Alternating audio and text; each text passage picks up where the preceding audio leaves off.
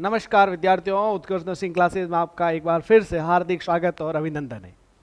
जैसे कि आप और हम सबको पता है कि आप सभी लोगों का आरआरबी का एग्ज़ाम की डेट आ चुकी है और एग्ज़ाम की जो सिटी एलोकेशन है वो भी हो चुका है और जल्दी भी एडमिट कार्ड आने वाले हैं और सारी चीज़ें बिल्कुल जल्दी होने वाली है। ये वो समय है जब हर एक विद्यार्थी, इस एग्ज़ाम को देने वाले लगभग 2 से 3 लाख विद्यार्थी होंगे या उससे ज़्यादा भी हो सकते हैं, तो सारे विद्यार्थियों के माइंड में बहुत सारे विचार चल रहे हैं। अब विचारों के अंदर कोई सीमा नहीं है, विचार का तो आपको पता है ना, विचार एक ऐसी चीज़ है जिसके ऊपर कोई बाउंडेशन नहीं है। तो अपन हर पल कुछ ना कुछ सोच रहे हैं उस मोमेंट में। और जो सबसे ज़्यादा मेहनती विद्यार्थी है उनके ऊपर हमेशा प्रेशर भी थोड़ा क्या रहता है, ज़्यादा रहता है। और एक्सपेक्टेशंस हमेशा क्या करती है, आदमी के ऊपर प्रेशर क्रिएट करती है कि भाई आपकी और आपके हो सकते हैं चाहने वालों की जो एक्सपेक्टेशन है वो आपके ऊपर इनडायरेक्टली एक प्रेशर क्रिएट करती है। अगर सिलेक्शन नहीं हुआ तो क्या होगा, और क्या कहीं मैं कोई गलती नहीं कर दूं जिसकी वजह से मेरे सिलेक्शन नहीं होने का एक अफसोस रह जाए। तो ये तमाम चीज़ें आपको इस समय हो सकता है कि माइंड में कहीं ना कहीं ये चल रही है। और जैसे जैसे आपका एग्जाम पास आ रहा है आपकी धड़कनें बढ़ रही है, आप टेकिकार्डिक हो रहे हो, जो हार्ट रेट है आपकी लगभग 120 तक पहुंचने का प्रयास कर रही है। तो ये जो सारा समय है, उस सारे समय के अंदर अपन जो स्ट्रेस है, ये एंजाइटी है, उसको अपन कैसे मैनेज कर सकते हैं उसके बारे में अपन बात कर सकते हैं। देखो, एक बात होती है कि भाई अपन कहते हैं कि भाई स्ट्रेस को आप अवॉइड कर दो ना, स्ट्रेस लो ही मत, ऐसा पॉसिबल नहीं होता है। स्ट्रेस एक ऐसा प्रोसेस है जो अपन ना चाहकर भी या चाहकर भी अपन हटा नहीं सकते। ये मतलब अपने आप ही साइकोलॉजिकल एस्पेक्ट है, जो अपन सिचुएशन होगी, अपने माइंड का थिंकिंग प्रोसेस है, उस अकॉर्डिंग रहेगा तो ये क्रिएट होगा। लेकिन जो स्ट्रेस है उसके अंदर अपन एक टर्म आती है, यू स्ट्रेस। यू स्ट्रेस का मतलब ये होता है कि एक ऐसा स्ट्रेस जो आपके लिए हेल्दी हो, आपके लिए प्रोडक्टिविटी को बढ़ाए, आपके काम करने को, आपकी जो अपन कह सकते हैं आपके हार्ड वर्क को इंप्रूव करे, वो यू स्ट्रेस रहता है और वो कहीं ना कहीं आपके लिए क्या रहता है, हेल्दी रहता है। ठीक है, तो अपन आज यहाँ पर जो बात करेंगे वो स्ट्रेस अवॉइड करने की नहीं करेंगे, अपन यहाँ पर बात करेंगे स्ट्रेस को मैनेज करने की। और स्ट्रेस मैनेज अपन कैसे कर सकते हैं, वो अपन एक सिस्टमेटिक प्लानिंग से मैनेज कर सकते हैं। अगर आप इस आखिरी समय के अंदर एक सिस्टमेटिक प्लानिंग लेकर चलेंगे तो मैं कह सकता हूं कि निश्चित तौर पर वो आपको एग्जाम के दौरान या एग्जाम से पहले अपने स्ट्रेस को मैनेज करने के अंदर बेहद मददगार साबित होगी, बिल्कुल निश्चित तौर पर। तो उसी कड़ी के अंदर मैं आपसे कुछ बातें करना चाहूँगा, जो कि आपको कुछ एग्जाम से पहले कुछ पॉइंट के ऊपर चर्चा करूँगा और कुछ एग्जाम के दौरान कुछ पॉइंट के ऊपर चर्चा करूँगा, ताकि आप उन दोनों समय के दौरान इस स्ट्रेस को ऐसे मैनेज करें कि आप कहीं ना कहीं एक वो अफसोस ना रहे कि हमने कोई गलती करी। कई बार मेरे पास ऐसे मैसेज आते हैं और अपन अलग अलग प्लेटफॉर्म पर अलग अलग कहानियाँ भी सुनते हैं कि पर्सन एग्जाम के समय अपने स्ट्रेस को मैनेज नहीं कर पाया, हाइपर हो गया, पेपर को अच्छे से अटेंड नहीं कर पाया, बहुत सारी समय की मेहनत, सालों की मेहनत कुछ घंटों के अंदर क्या हो जाती है, बर्बाद हो जाती है। तो इसके लिए अपन क्या क्या चीज़ें, कुछ बेसिक चीज़ें हैं जो अपन कर सकते हैं, उसके ऊपर अपन चर्चा करेंगे। सबसे पहले मैं ये मान के चलता हूँ कि आप सब लोगों ने पिछले 1 साल का जो समय था, जब से वैकेंसी आई है, लगभग 1 साल या उससे थोड़ा ज़्यादा समय ही हुआ है, उस समय के दौरान आपने पूरे मन से अपनी क्या करी है, तैयारी करी है। एक्चुअली स्ट्रेस उसी विद्यार्थी को होता है जिन्होंने कुछ ना कुछ एफर्ट डाला है। एफर्ट के बिना कभी भी आपको स्ट्रेस नहीं होगा ही नहीं, क्योंकि आपको उस चीज़ से कोई मतलब ही नहीं है। अब आपने सारा मेहनत कर लिया, अब आपको कुछ बचे हुए दिनों के अंदर और एग्जाम के समय क्या क्या चीज़ें करनी है जो कि आपके लिए क्या रह सकती है, हेल्पफुल रह सकती है। उसी पॉइंट टू पॉइंट के ऊपर अपन चर्चा करते हुए आज चलेंगे। सबसे पहले मैं आपको बिफोर एग्जाम से पहले जो ये बचा हुआ समय, उस दौरान अपन क्या क्या चीज़ें कर सकते हैं उसके ऊपर चर्चा करते हैं। देखो, सबसे पहले बिफोर एग्जाम अगर अपन बात करें ना, तो कुछ अपन पॉइंट वाइज चर्चा करेंगे ताकि आप लोग भी उसको चेक कर लें। बिफोर एग्जाम की अगर अपन बात करें, देखो एग्जाम के समय जो ये समय है ना, उस समय अगर आपके माइंड में आता है कि सर क्या पढ़ा जाए, तो मैं आपसे कहना चाहूँगा कि कुछ ऐसे टॉपिक्स होते हैं जो कि आपको हर एक एग्जाम के अंदर देखने को मिलते हैं। और हर एक एग्जाम को लेकर मैंने एक वीडियो भी बनाया था इंपॉर्टेंट टॉपिक से संबंधित। तो जो इंपॉर्टेंट टॉपिक्स है ना, उसको एक बार कुछ बचे हुए टाइम के अंदर एक बार अपनी आंखों से निकाल लें। उससे क्या फायदा होगा कि भाई आपको कुछ चीज़ों का कंसेप्ट एकदम बिल्कुल माइंड के अंदर क्लियर रहेगा, फ्रेश रहेगा, ताकि उन क्वेश्चंस के अंदर गलती करने की संभावना क्या होती है, काफ़ी कम हो जाए। ठीक है, तो अपन को क्या करना है, इंपॉर्टेंट टॉपिक का रिवीजन करना है। अभी इस समय के दौरान एक आप क्या कर सकते हो, इंपॉर्टेंट टॉपिक का रिवीजन कर सकते हो। जब आप इंपॉर्टेंट टॉपिक का रिवीजन करोगे तो आपका एक बार एक कॉन्फिडेंस डेवलप हो जाएगा। क्या डेवलप होगा? कॉन्फिडेंस कि मैंने सारे इंपॉर्टेंट टॉपिक है, मुख्य जो टॉपिक है उसको मैंने क्या कर दिया, मैंने एक बार रिवीजन कर लिया। तो आपको ये थोड़ा हेल्पफुल रहेगा और हो सकता है निश्चित तौर पर ये आपके 4 से 5 सवाल को कंफ्यूजन के बिना आपको उसको सही करने में मदद करता है। कई बार पढ़ी हुई चीज़ में कंफ्यूजन हो जाता है, लेकिन फ्रेश रिवीजन होगा तो कंफ्यूजन होने के चांसेस हमेशा क्या होंगे, कम हो जाएंगे। ये बात हमेशा क्या करिए आप मान के चलिए, ठीक है। तो ये सबसे पहली और सबसे इंपॉर्टेंट बातों के अंदर अपनी एक बात जरूरी रहती है, ठीक है। अब देखो जैसे कि आप लोगों का रिवीजन करना, पढ़ाई करना, तो ये सब कुछ ठीक है, लेकिन साथ ही साथ आपका क्या आ चुका भाई, एग्जाम सेंटर आ चुका है। क्या हो चुका है? एग्जाम सेंटर आ चुका है। एग्जाम जब सेंटर या सिटी एलोकेशन हो चुका है, मतलब अपन कह सकते हैं एग्जाम सिटी एलोकेशन हो चुका है, और सिटी एलोकेशन हो चुका है, और हो सकता है सिटी भी आने ही वाला है। लोग सिटी का सेंटर ही आपके एलोकेट होने वाला है। तो ये चीज़ें भी आपके क्या हो रही है, बिल्कुल क्लियर होने ही वाली है। तो आप क्या करें भाई, सबसे पहले वहाँ पर पहुँचने का एकदम क्लियर इंतजाम कर लीजिएगा।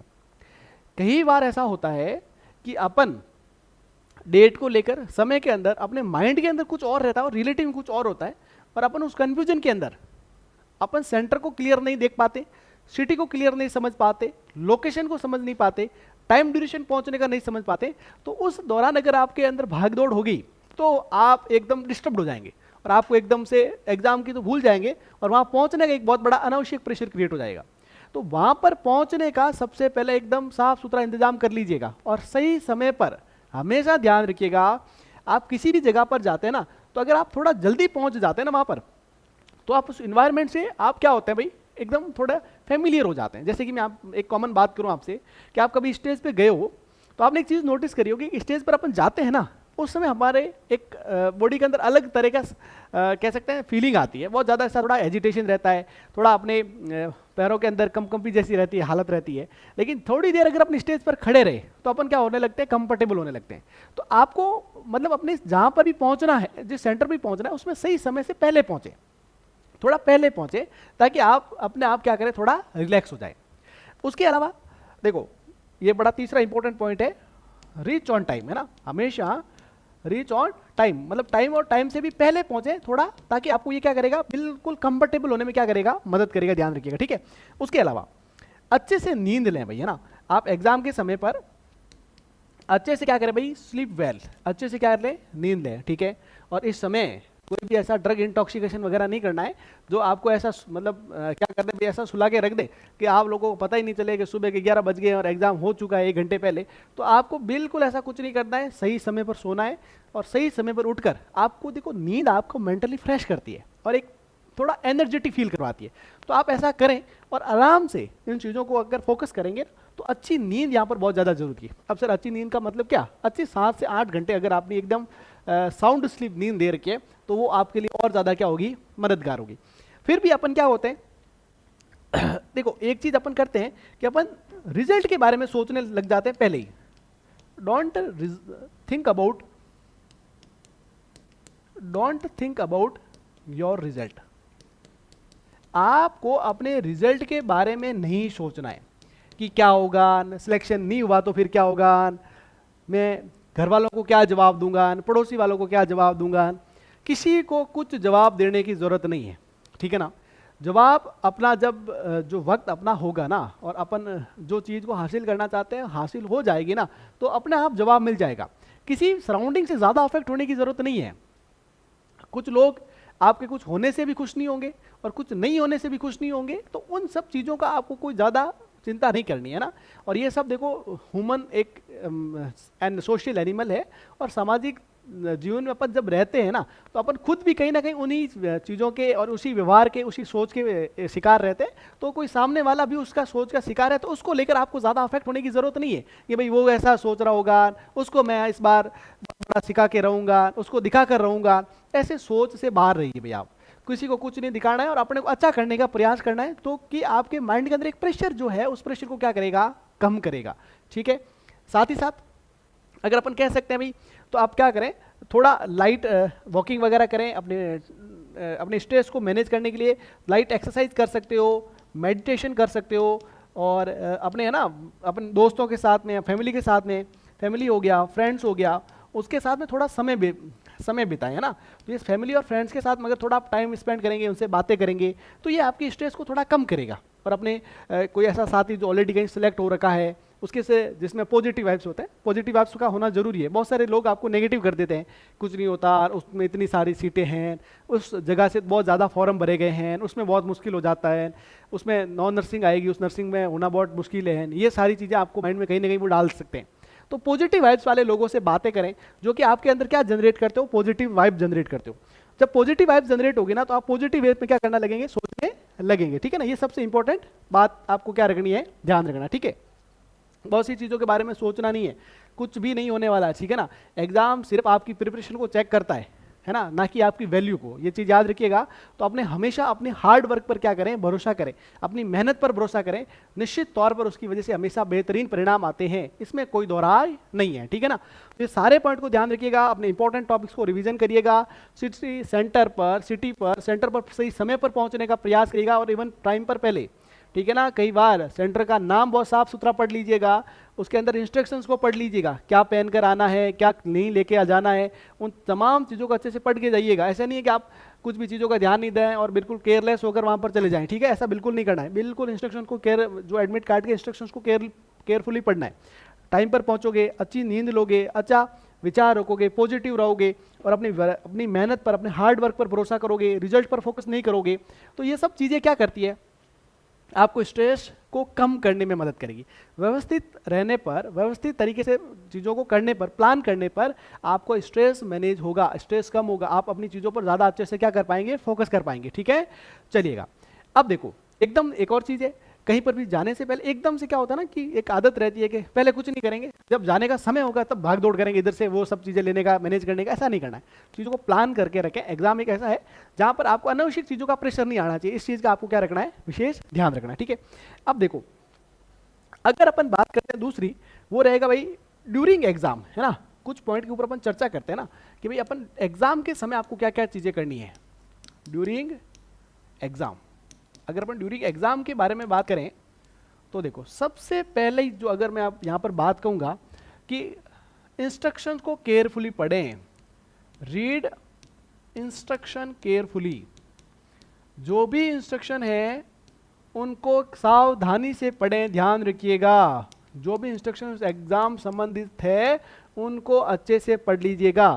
क्या क्या चीज़ें हैं, कोई इंस्ट्रक्शन के अंदर एक भी चीज़ को मिस ना करें, ओवर कॉन्फिडेंस में ना रहें, चीज़ों को पढ़ लें और समझ लें कि भाई एग्जाम से पहले क्या क्या इंस्ट्रक्शन है, कौन सी मार्क करने पर, मार्क रिव्यू वाले करने में है या नहीं करने, वो ऑप्शन अवेलेबल है कि नहीं है, कौन सा सही माना जाएगा, कौन सा गलत कंसीडर कर लिया जाएगा, उन सारी चीज़ों को ध्यान रखिएगा। नेगेटिव मार्किंग कितनी है, कितने क्वेश्चन है, कितना टाइम है, उन सब चीज़ों को अच्छे से समझ लीजिएगा। बहुत इंपॉर्टेंट बात है, बहुत इंपॉर्टेंट बात है, ध्यान रखिएगा, ठीक है ना। उसके बाद में आपको क्या रखना भाई, दूसरा इंपॉर्टेंट सबसे ज़्यादा ध्यान देना है, रीड क्वेश्चन केयरफुली। आपको क्वेश्चन को भी बड़ी सावधानी से पढ़ना है। केयरफुली का मतलब क्या कि कई बार अपन क्या नहीं करते भाई, अपन कुछ वर्ड नहीं देखते, जैसे कि अपन नोट मिस कर देते कई बार अपन देखो एक चीज़ में कंफ्यूज होते हैं, एक होता है एक्सेप्ट, एक होता है एक्सपेक्ट। इन दोनों के अंदर फर्क है भाई। एक्सेप्ट का मतलब होता है के अलावा, और एक्सपेक्ट का मतलब है आप क्या उम्मीद करते हैं, ठीक है। उसके अलावा नेवर हो गया, ऑलवेज हो गया, कॉमनली हो गया।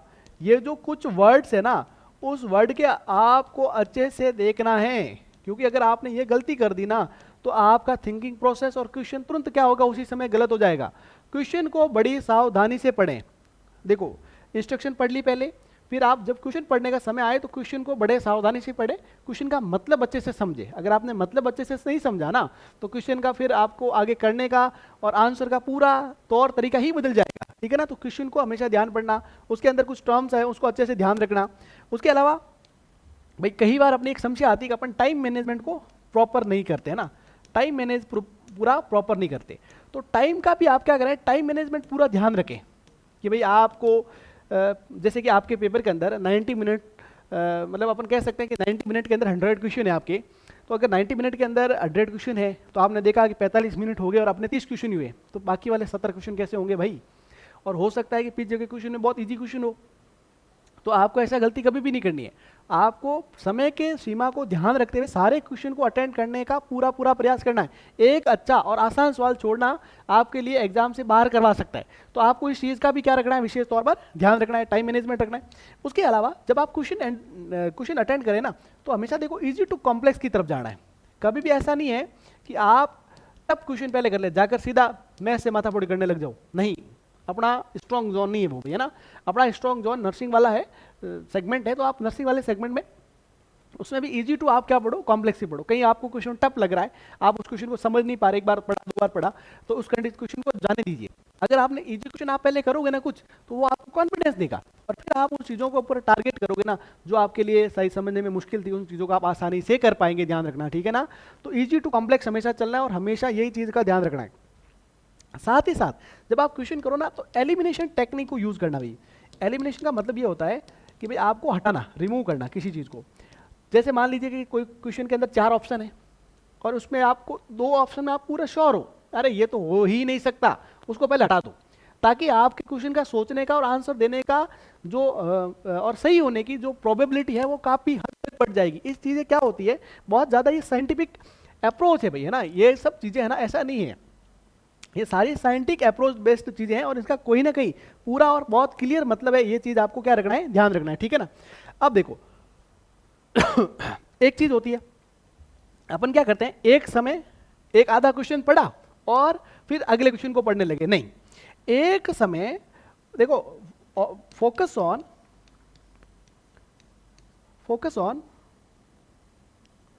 वन क्वेश्चन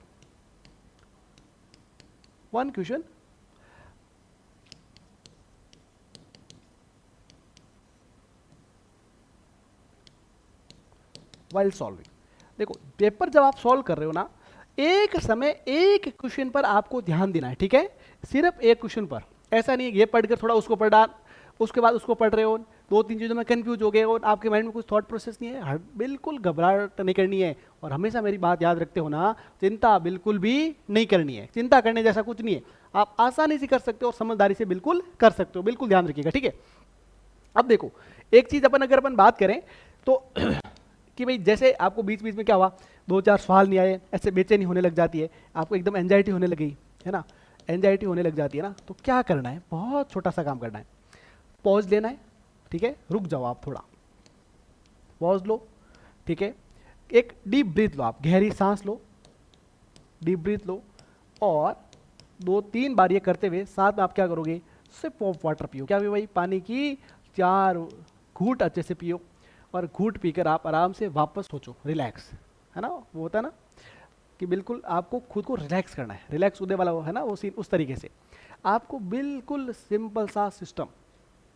जब आपको ऐसा लगे कि यार मैंने तो क्या पढ़ा था, ये क्या आ गया, मेरे से हो ही नहीं रहा, छोड़ दीजिए उस चिंता को, थोड़ा रिलैक्स लें, पॉज लें, पानी पिएं, गहरी सांस लें, थोड़ा स्ट्रेस को मैनेज और रिड्यूस करने में मदद करेगा। वापस से फोकस करें, अगले क्वेश्चन पर फोकस करें, लेकिन सभी क्वेश्चन पर फोकस करना है, सही समय पर फोकस करना है, इजी टू की तरफ मूव करना है, एलिमिनेशन टेक्निक यूज करनी है। तो ये जो सारा सिस्टमेटिक और वे है, ये तो सारा सिस्टमेटिक वे आपको एग्जाम को हैंडल करने में क्या करेगा, मदद करेगा। और ये मैं उम्मीद करता हूँ आपको ये बेहतरीन रिजल्ट देने में हमेशा मददगार रहेगा। आप अपने मन से, अपनी इच्छा से जो भी आपने इतना हार्ड वर्क करा है, इसका परिणाम निश्चित तौर पर आपको मिलेगा, इसमें कोई दो राय नहीं। पर मैं सिर्फ आपसे इतना चाहता हूं कि कोई वो बचकानी हरकत, वो गलती ना हो जो आपके एग्जाम की इतनी मेहनत को कहीं ना कहीं नुकसान पहुंचा दे। मैं आशा करता हूं कि आप सभी लोग बहुत मन से, बहुत ईमानदारी से पेपर देंगे और बहुत अच्छा करेंगे, ऐसी मुझे आशा और विश्वास है। आपको अगर ये वीडियो अच्छा लगा तो और भी वो विद्यार्थी जो कहीं ना कहीं किसी एग्जाम की वजह से परेशान है, तो जरूर शेयर करिए। और आप सभी विद्यार्थियों को मेरी तरफ से ढेर सारी शुभकामनाएं। आप इस बेहतरीन एग्जाम के लिए आप बहुत बेहतरीन करेंगे। Best wishes to all. Thank you dears.